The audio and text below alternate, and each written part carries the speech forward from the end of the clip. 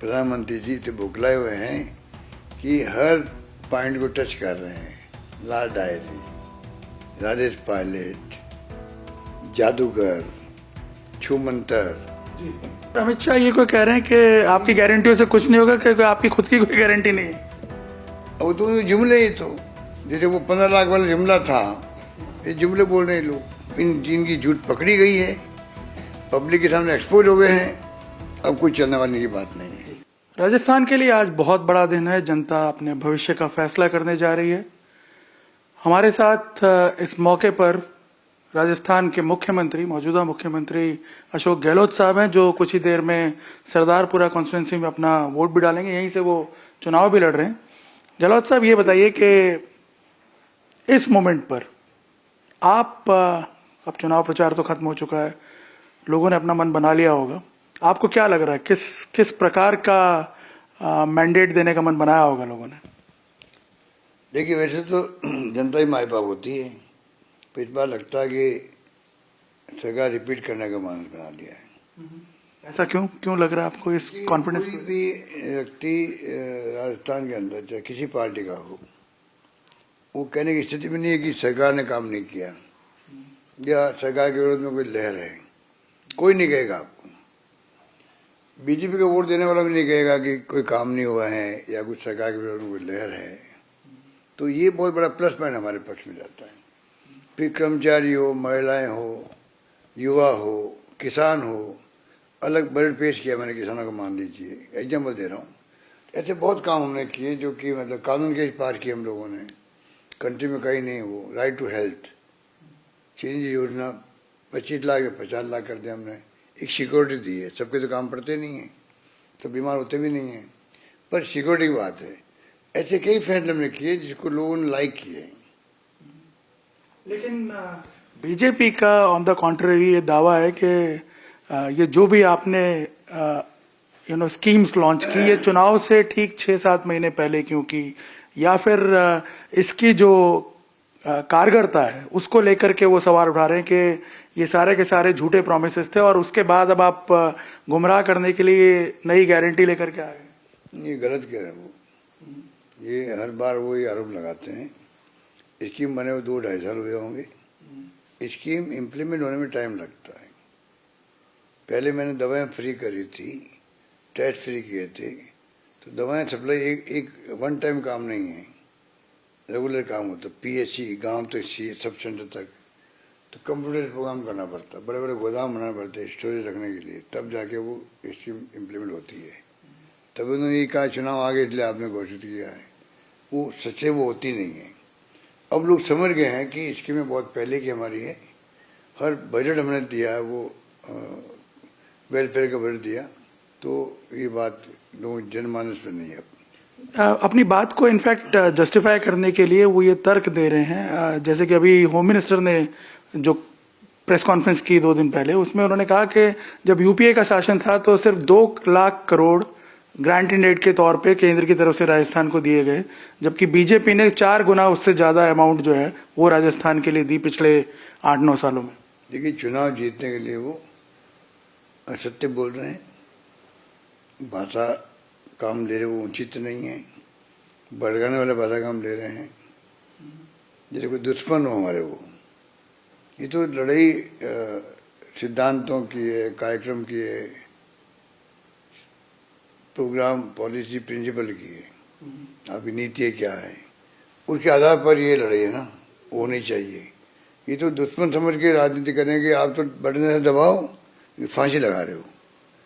तो ये भाषा कहाँ से लेके आए? कहने का मतलब कि ये तमाम जो नेता आए, 5-7 चीफ मिनिस्टर आ गए, केंद्रीय मंत्री आ गए, प्रधानमंत्री जी, गृह मंत्री जी, सारे लोग घबराए हुए लगते हैं, मुझे बौखलाए हुए लगते हैं। ऐसी जी भाषा बोले, और किसी ने भी हमारे जो चैलेंज नहीं किया, हमारी स्कीमों को, हमारी गारंटियों को, हमारे कानूनों को। चैलेंज तो किया है। इनफैक्ट पेपर लीक के मामले को अगर देखें, या फिर वो जो लाल डायरी की बात उठ रही है, ये सब बकवास है। ये कोई इश्यू नहीं है। ये इश्यू छत्तीसगढ़ में कर दिया, वो कौन सा था, महादेव एक्ट। कोई आदमी कहता मैं जानते नहीं हूँ बघेल को, उसके नाम से ही तो एफआईआर दर्ज कर दी। स्मृति ईरानी जी आप प्रेस कॉन्फ्रेंस कर रही है और ईडी प्रेस नोट जारी कर रही है, और पीएम साहब जो है प्रधानमंत्री जी बोल रहे हैं उसके ऊपर खिलाफ मुख्यमंत्री के उसी महादेव ऐप को लेके, और बाद में वो व्यक्ति कह रहा मैं जानते नहीं वकील को, मुझसे झूठे साइन करवा दिए पकड़ करके, मुकदमा झूठा मेरे को दर्ज कर दिया है। वहाँ एक्सपोर्ट हो गए लोग। वही लाल डायरी की स्थिति है। को किसने रोका आपको? अगर लाल डायरी में कुछ है या कोई लाल डायरी नाम कोई चीज है भी, हमें तो उसकी जानकारी नहीं है। आप ईडी है, इनकम टैक्स है, सीबीआई है, केस दर्ज करो। इनकी झूठ पकड़ी गई है, पब्लिक के सामने एक्सपोज हो गए हैं, अब कुछ चलने वाली की बात नहीं है। चलो साहब, एक और चीज मैं जानना चाहता हूं कि हमने देखा आपने पूरे चुनाव प्रचार के दौरान ये कोशिश की कि पूरा ये जो प्रचार है वो आपकी स्कीमों तक या फिर जो आपकी योजनाएं हैं या जो लोकल इश्यूज हैं उस पर केंद्रित रहे, और बीजेपी ने का जो चुनाव प्रचार है वो हमने देखा हिंदुत्व के मुद्दे पे भी काफी हैवी रहा, और इसी वजह से हम देख रहे हैं कि जो वोटर है हमने जो ऑब्जर्व किया वो काफी साइलेंट दिखा, और इसीलिए एक मुद्दा चल रहा है कि अंडर करंट है। एक तरफ ये कहा जा रहा है हिंदुत्व का है, दूसरी तरफ ये कहा जा रहा है कि योजनाओं का जो बेनिफिट मिला है लोगों को वो भी एक अंडर करंट के तौर पे काम कर रहा है। एक्चुअल परिस्थिति क्या देख रहे हैं आप, क्या देख रहे हैं? देखिए, हमारे हिसाब से तो जो काम हमने किए हैं पब्लिक कन्विंस है उससे, और वो अंडर करंट हमारे पक्ष के अंदर है, चाहे कर्मचारी में हो और चाहे वो स्कीमों को लेके हो, हमारी गवर्नेंस को लेके हो। आपको राजस्थान में कोई व्यक्ति नहीं मिलेगा, इवन बीजेपी वोटर भी कहेगा सब काम बहुत शानदार हो गए हैं, सरकार के विरुद्ध में कोई लहर नहीं है। ये बहुत बड़ा प्लस पॉइंट हमारा है। तो फिर अमित शाह ये कोई कह रहे हैं कि आपकी गारंटियों से कुछ नहीं होगा, क्योंकि आपकी खुद की कोई गारंटी नहीं है? वो तो जुमले ही, तो जैसे वो 15 लाख वाला जुमला था, ये जुमले बोल रहे हैं लोग। जी, एक आखिरी सवाल ये, आपने भाषाओं की बात की, राहुल गांधी की तरफ से भी जिस तरह के बयान है ये पनौती वाला है, उसको कैसे आप देखते हैं? क्योंकि बीजेपी के नेता इसको बहुत क्रिटिसाइज कर, आज ही वसुंधरा राजे जी का भी बयान आया कि इस स्तर के नेता को ऐसी भाषा नहीं बोलनी चाहिए। देखिए, तो शुरुआत ही बीजेपी नहीं करी, वो खुद ही कहते थे कि हम लक्की हैं, पहले वाले अनलक्की थे। शुरुआत किसने करी? देश जानता है। आपने तो कहा था भाई कि मैं लक्की हूँ इसलिए आज सब कुछ ठीक हो रहा है, पहले वाले लोग अनलक्की थे, उसका माने वही है। और चलते चलते एक लास्ट, सचिन पायलट के साथ क्या सब कुछ ठीक है? क्योंकि जिस प्रकार से हमने देखा प्रधानमंत्री ने खुद इस चीज को पॉइंट आउट किया कि उनकी अवहेलना हुई, जिस प्रकार से उनके पिताजी की अवहेलना हुई। आप सोच सकते हो कि वो चिंता हमारी करने लग गए हैं, कांग्रेस की चिंता करने लग गए हैं। वो प्रधानमंत्री जी तो बौखलाए हुए हैं कि हर पॉइंट को टच कर रहे हैं। लाल डायरी, राजेश पायलट, जादूगर, छूमंतर,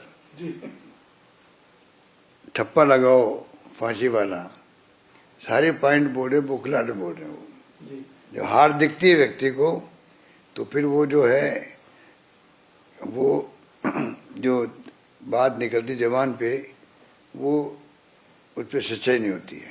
तो जो राजस्थान में हर कोई पूछ रहा है, आखिरी सवाल, राज आएगा या रिवाज आएगा? नहीं, बचेगा या रिवाज? नहीं, राज आएगा, वहां पर रिपीट होगा, सरकार रिपीट होगी इस बार निश्चित तौर से। तो आप देख रहे हैं मुख्यमंत्री अशोक गहलोत आज शाम तक जो सभी उम्मीदवार हैं उनकी किस्मत जो है ईवीएम में कैद हो जाएगी, लेकिन मुख्यमंत्री काफी कॉन्फिडेंट नजर आ रहे हैं। उनका ये कहना है कि इस बार परंपराएं टूटेंगी। कैमरामैन अमित राठौड़ के साथ निर्णय कपूर, इंडिया टीवी, जोधपुर।